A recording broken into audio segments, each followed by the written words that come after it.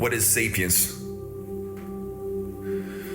Micro-sentient biospaceships from the light so traceless, bionic, photonic, photovoltaic forms of existences with so many arms and legs you'd think they were armed like Vishnu or Kali or Chenrezig. They can body us in seconds and process all the toxins and poisons within our rotting bodies. Yet regardless, they talk to us in whispers and chalk up secrets of the darkest and deepest abysses and forgotten regions of mysteries of the cosmos and its wilderness. Yet we forget about them often and stomp upon their cities, mansions, and countries to expand and hunt them with raids and pesticides and chemicals. They forgave us and forgive regardless to coexist with us and evolve, yet we barely think they're even sentient, and they've been living on this ball of Gaia since the beginning of lost times, far before us. They're the reason we evolved into who we are. How could we disrespect them, such as clueless horrors trying to talk like stupid superstars at the center of all attention?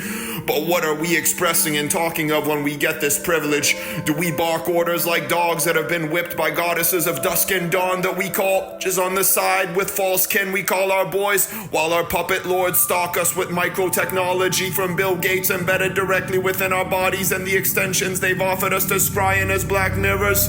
Could we see or believe the facts as clearly as we saw them when we die and these microscopic prodigies process and replace our organs with their shiny mineral gems of armor-plated bodies to bring us farther than we may have thought?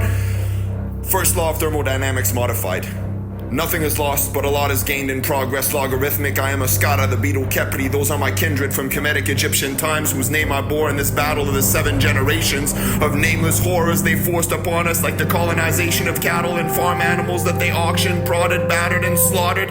They were not to them but battery cells for profit. As mad as I feel, I have to be honest and depict this in a sense that isn't bent on restricting my living conditions. It's a miracle I'm not on high security with this shit that I'm spitting. They try to shove me in a psychiatric prison again if they could think of an exception to make this stick. But the thing is, I make them sick when I get in there, cause I'll break records and the doctors and psychiatrists get tripped up in their insidious depictions of my sickness when they wish to try to trip me with their questions, chemicals, and pills. I said this, yes, I'm like an insect with wings. When they inject me, they get iller, and I perfect my skills in prison. With their synthetics, I synthesize and transmute what's within them, and in their eyes I see fear and dejection, uncertainty and lies.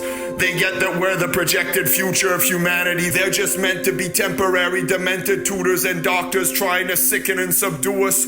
But when they listen, they get that they've been losing, cause we're not winning, and their hypocritical, Hippocratic oath has been dismissed as irrelevant from all their cons and poisons. Pharmacologist means the logic of torturing with chemicals for profit. It's pretty simple to think how we've been tricked to shit by this conglomerate of cryptic doctors and neo-Nazi officers that enforce that we're the lost ones. And if we try to argue and nothing is wrong with anything in society in general, then we're just nutcases and mental patients with eccentric tastes and opinions. We're probably demented to think it's racist of them to think this, and ableist especially.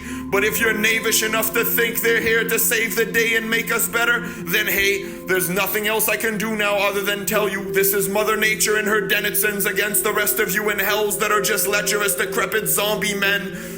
I'm sorry to tell you this. If you're one of the ones who lost one of your loved ones to this horror and Holocaust, it's not your fault.